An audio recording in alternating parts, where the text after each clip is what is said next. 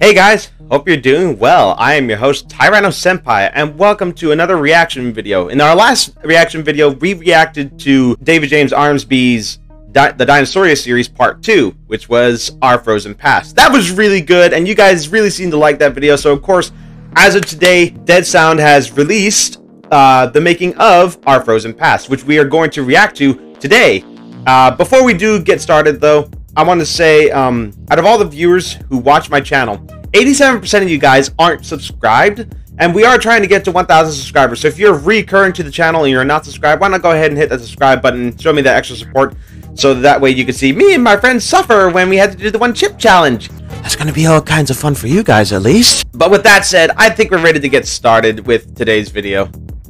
And of course, I'll skip over the ads. David, and welcome to this making of video covering my recent animated short film, Our Frozen Past. Yeah! This is the second film in my Dinosauria animated series, and behind the scenes, I have been making this big old sketchbook, I've been doing research and drawings, and even clay sculptures for each of the Yay, films Baby in this series. The animated short films might be the end result, but there's a whole lot more to these projects that you guys have not seen yet. So, let's get started. Yeah, let's do it, man. Show us.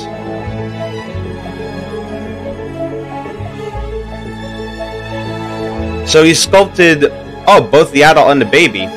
That turned out way differently than I thought it was going to be. Oh, I'm excited. I'm so excited about this, you guys. I can't describe my excitement. I can't put it into words.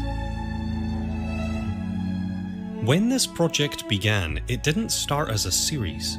I really only planned on making one film, and that was Old Buck. But I ended up enjoying working on that film so much that before I'd even finished it, I was already looking to start many, many more. I saw that. There was a Spinosaurus there for a moment. I started a film about a multi-species herd of hadrosaurs. I started a film about Charles R. Knight-esque retro paleo art, and I even experimented with a film about Spinosaurus's constant revisions. But none of these ideas were really grabbing my attention at the time.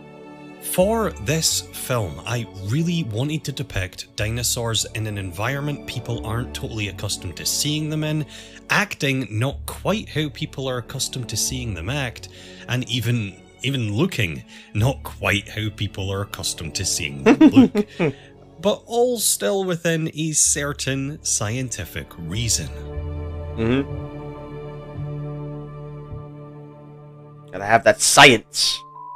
Research and idea.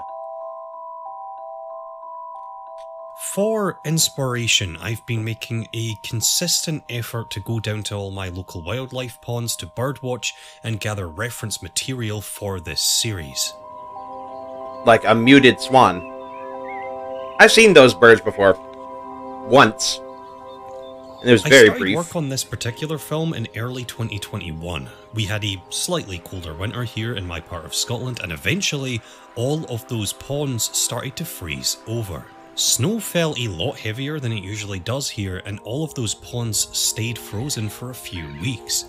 During this time, the swans and the moorhens and the coots were all forced to walk on top of the frozen water instead of paddling through it, which really got my imagination going.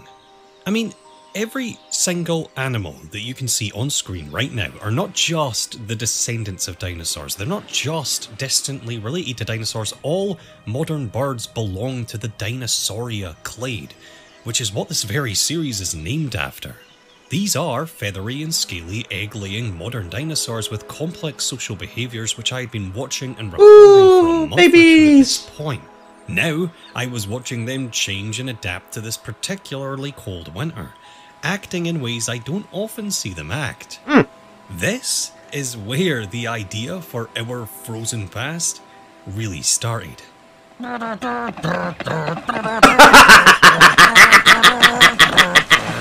Oh my god, that's funny.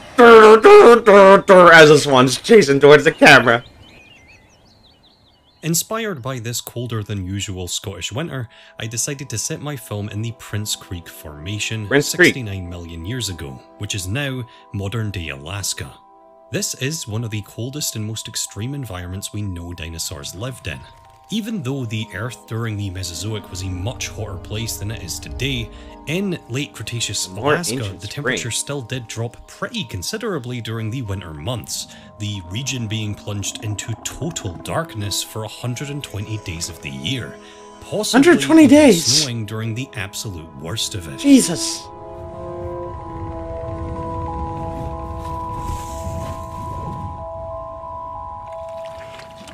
What a harsh world to live in. The moment I stand, he's gonna hiss at me again.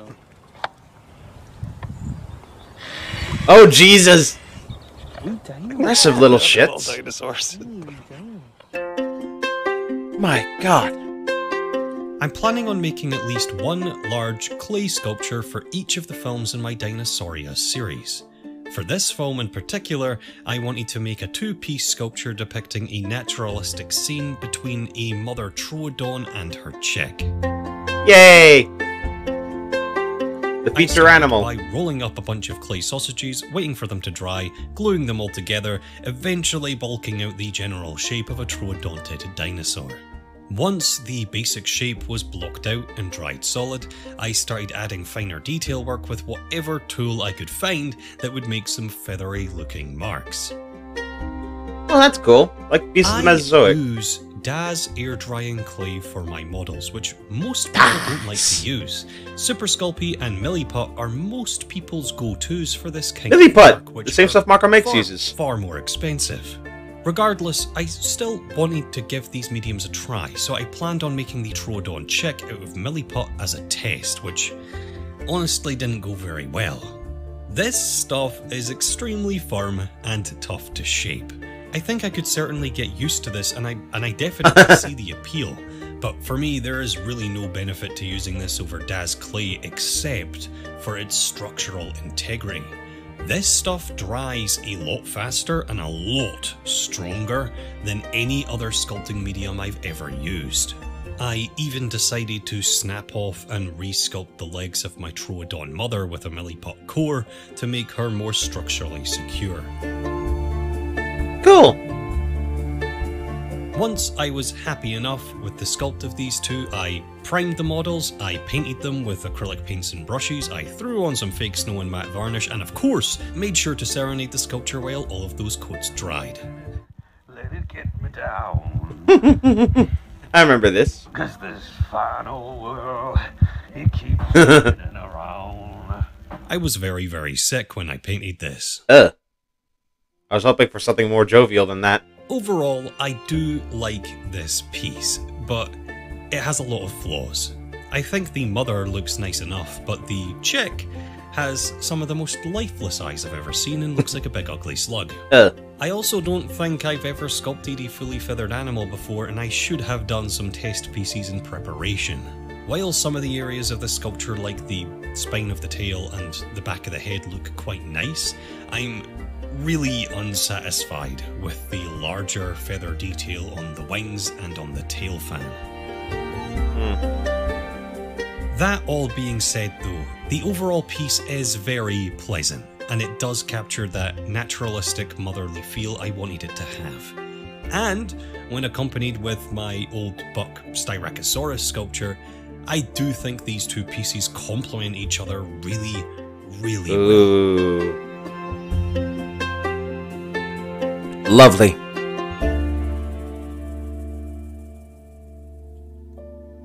The story. This film takes place in late Cretaceous Alaska, 69 million years ago, and follows a mother troodon of two chicks during the winter season. Passing a family of Pachyrhinosaurus leaves her den to not only gather food, but also explore. Snow has recently fallen and she's curious about her new surroundings. So this is her first winter? She even stops and playfully mimics the sounds of some falling icicles on the way. Her curiosity, however, brings her a little bit too far outside of her territory as she runs into the apex predator of the region, a Nanook-saurus. Nanook.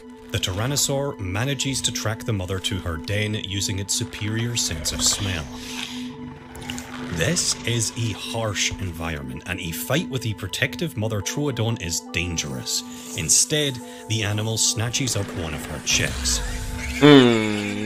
Still hard to watch. The situation gets more and more desperate as the predators multiply.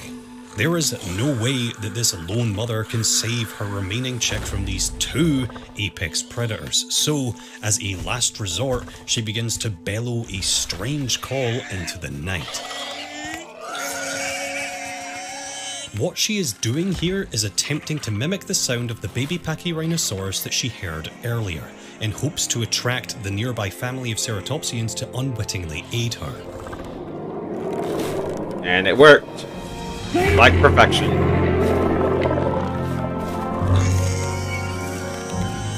This works. The ceratopsians are drawn to the scene by what they think is the sound of a squealing infant of their own species and chase the predators off.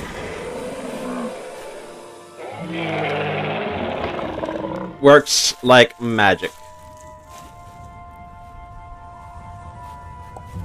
Finally, we see mother and chick leaving their den together to find a new home. The mother stopping right by where the icicles fell, quickly teaching her chick the importance of their mimicry and problem-solving skills.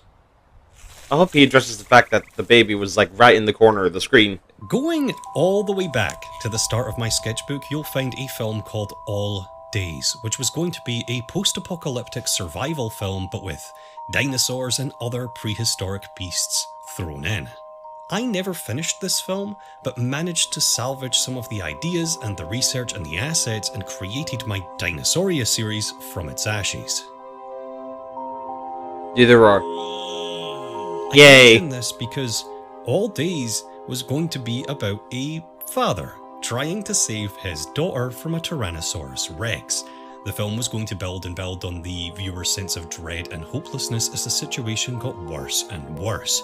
Eventually, the human characters would use their superior intelligence to survive, using a handcrafted horn to mimic the sounds of a panicking baby elephant, attracting a herd of Colombian mammoths to the scene, chasing the predator off. Sound familiar? Yep.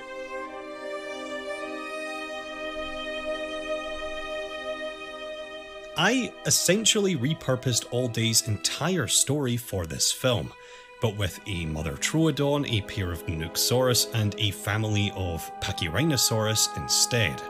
This idea starting from here and ending up all the way over here, which only goes to show how weird and wonky and wonderful the creative process can be sometimes.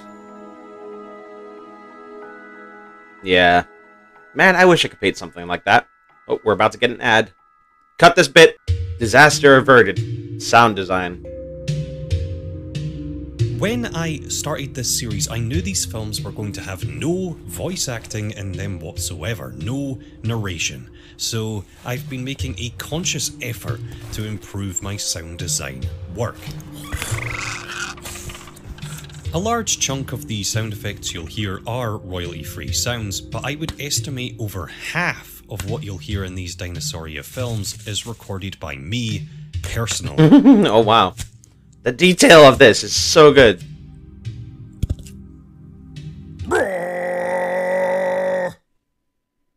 Seriously? This environmental Foley stuff is one thing, but the challenge comes in the form of the animal sounds.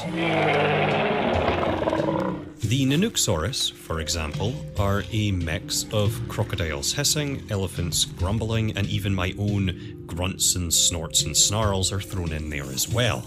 All of this is slowed down and pitch shifted and reverberated, whatever makes it sound right. Fooled me.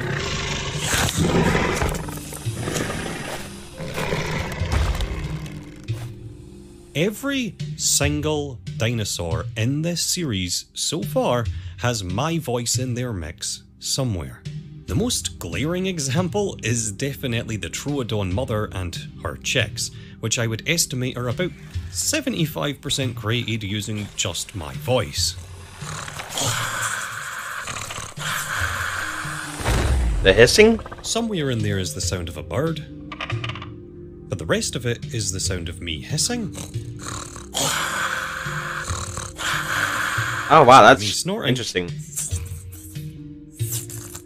The sound of me clapping some wood together. And the sound of me rubbing a dry paintbrush against a canvas.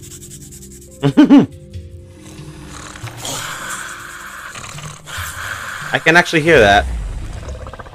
Sound design is something I don't talk about very much in my making of videos, and that's because I don't really enjoy doing it. I don't think I'm particularly good at it, and it always feels like a chore. People have offered to do it for me, but I want to enjoy doing sound design work. I want to learn to be good at it. It has been one of the bigger challenges for me working on this series, but I welcome that challenge.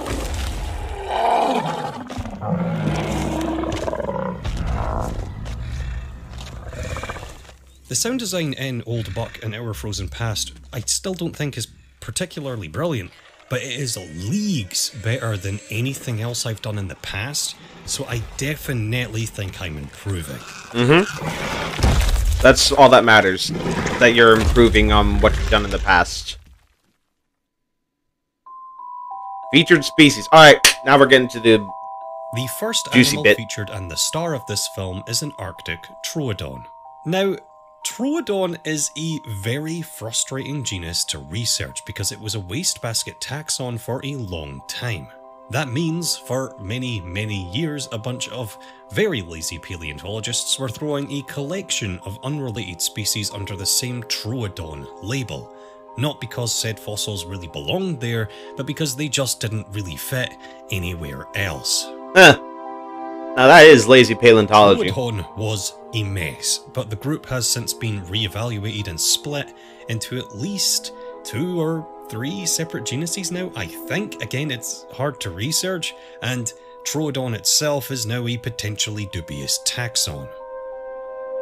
See, it's not invalid, it's dubious. This film hasn't even been given a name, as this Arctic Troodon is only known from a fossil tooth. But that tooth is abnormally large. This Arctic Troodon species is the largest of the dubious group, at around 50% larger than its southern relatives. Oh, that's really tall.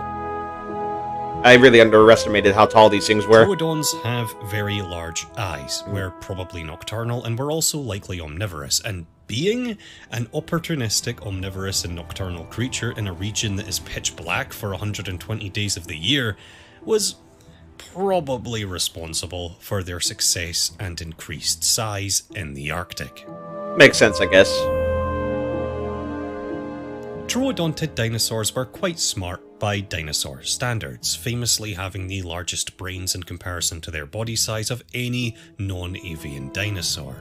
I wanted to make a film that showed dinosaurs as smarter and curious and playful and aware of their surroundings, and that very intelligence is the reason I chose to base this film around one. Pachyrhinosaurus. The second animal featured in this film is the centrosaurine ceratopsid Pachyrhinosaurus peritorum, and I know what you all want me to talk about. The feathers. It is a common and heavily criticised trend in recent paleoart to depict this particular animal with a shaggy coat of fur-like filaments given the colder environment in which it lived. And I've done the same. The excuse you'll hear for this comes in the form of a little species of early ceratopsian dinosaur called Psittacosaurus. Ooh, beast of Mesozoic! We have a number of incredibly well-preserved specimens of this animal. We know almost exactly how it looked in life, and it had a fan of tubular, quill-like bristles running down its tail. It is still a big leap to go from a fan of cornified bristle quills to a full shaggy muskox looking coat of filaments, but 50 million odd years separate these two, so it's certainly not impossible. I personally do not think this is how Pachyrhinosaurus peritorum looked. This particular design looks a little bit too mammalian. But again, it's not impossible, and a bit of speculation in paleoart I think is quite healthy, And having an all-fluffy cast for this film was a creative decision I was absolutely not going to pass up on. Fair enough, I guess. And Nanooksaurus. The third and final animal featured in this film is the Tyrannosaur Nanooksaurus hoglundi. Hoglundi? Hoglundi?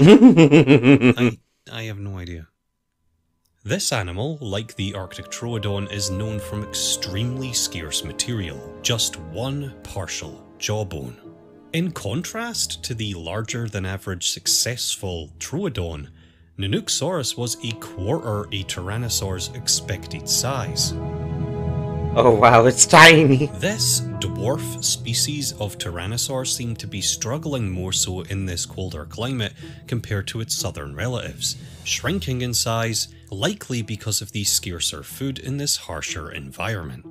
This isn't to say that Nanooksaurus wasn't the apex predator of the region. It likely was. These two animals were of comparable size, but the bulkier, heavier Tyrannosaur is going to win this fight. Pretty much, yeah. The designs I came up with for my Nanooksaurus are probably my favourites of this series. Tyrannosaurs are Coelurosaurs, and Coelurosaurs are an all-round very feathery group. Some of the most basal members of this group have feathers, and this group includes all modern birds. Feathered Tyrannosaurs are extremely reasonable, and given the smaller size and colder climate that Nanooksaurus lived in, I feel a shaggy, fluffy depiction of this animal is a perfectly accurate one. Yeah. Plus, a lot of people think Nanooksaurus was feathered anyway. Evaluation. Alright, we're now at the final stretch of this. A lot of research and work goes into these projects, but this film still has its fair share of inaccuracies and pretty far-fetched speculative ideas. Firstly, snow was actually not very common in this environment. It certainly could have snowed during the absolute coldest parts of the year, but what I've depicted here seems like a permanent frozen snowy wasteland, and it just wasn't. This level of snowfall would have been very, very rare, if not completely impossible. This leads into another inaccuracy. There is no way that a large predator like Nanooksaurus would be white in coloration. This camouflage works for a polar bear that lives in the snow all year round, right. but it is totally useless if where you live barely snows at all, and when it does, it's during total 24-hour darkness. And finally, the Troodon's mimicry skill is probably the most far-fetched speculation of the film, as there really is no evidence for this whatsoever. Troodon was the smartest non-avian dinosaur we know of, yes, and mimicry is something that modern birds do, but birds have to dedicate a whole lot of their brains to do it, and as far as I know, no modern birds today are smart enough to use mimicry to strategize and manipulate to the extent that my Troodon does in this film. I really do not think that Troodon was this smart, and was likely not capable of such complex bird-like vocalizations either. Still, it's a fun little idea. None of these inaccuracies bother me in the slightest. All were made deliberately and with a greater storytelling purpose in mind. Our Frozen Past is not a documentary. It's a short film, and I love this film. I think the narrative here is really well balanced. Even with the wild speculations, these animals still feel like animals to me. I love the pacing, the setup, and especially the mimicry, foreshadowing, and payoff, all without saying a word. The visuals, the atmosphere, the dinosaur designs, I all think are some of my best. The building sense of dread as the situation gets more and more desperate was incredibly satisfying to pull off, and the salvaging of all days, the failed project that started this Dinosauria series off in the first place, made the whole thing feel really full circle. This is easily my personal favourite of the Dinosauria series, flaws and all, at least so far. And who knows, the other 3 films in this series aren't finished yet, so maybe I'll grow to like them even more. Maybe. So, this is the next one. The one with the Parasaurolophus and the Lambeosaurus and Cavithosaurus. A more ancient spring, I think it was called. If you want to support this series, or support me, or read through this sketchbook I've been showing off in this video, you can. High-resolution photographs of the entire book have just been uploaded to my Patreon page. You can also gain access to my animated short films 2 weeks before they're released here on YouTube. Thank you all so much for watching. But the video is over now, and I must go outside and record some B-roll for the outro. Right, what I'm gonna do is I'm gonna go to the pond that is the furthest away from my house, this one here, with these 2 swans, and give them some feed, see how they're doing. I don't think I've seen those particular swans in like a month, so let's go. No swans at the pond today. Aw, well that's a shame. Oh well. Oh, but he found some deer at least. Special thanks to all of my top Patreon supporters on screen right now. Hey, there I am! There I am! Right there. Yes, I support this guy on Patreon. And there you have it, ladies and gentlemen, the making of a Frozen Past. And oh my god, that was incredible. I like that. Yes, Dead Sound, keep doing this. This is incredible stuff. I love it. So, I gotta say, once again, his behind the scenes videos, I love that he does this. I love that he's doing this sort of thing that other YouTubers don't seem to do. And this makes me really happy. I'm not kidding you. I feel like a kid in a candy shop watching these videos. I gotta say, he's really put a lot of thought into this, and I like that he talked about his sound design and that he used multiple different sounds like wood hitting and paintbrush and even his own hissing. It's really fun to see him go behind the scenes of his work and things like that. It's a beautiful process, and I can't wait for the next episode. Oh my god, my hair is awful. Hasn't been like this the entire time.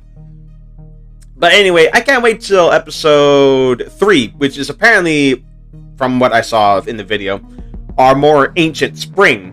So I imagine that might actually come out next month, if it follows the same pattern. However, according to David James Armsby, the rest of the films aren't finished yet.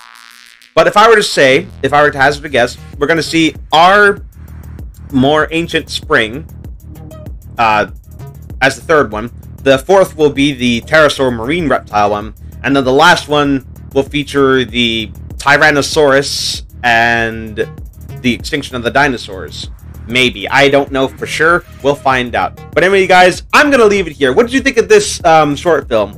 I loved it, and of course, leave your thoughts in the comments down below of what you thought of the making of this video, and of course, whatever else you want to say. Anyway, guys, I'm going to wrap up the video here. If you enjoyed it, leave a like, subscribe today, hit that notification bell so you don't miss anything new. Link to the Discord and to the making of our Cold Pass in the description down below so you can watch that for yourselves. And until next time, this is Tyranno Senpai signing off. Alrighty then. Take care now. Bye-bye then.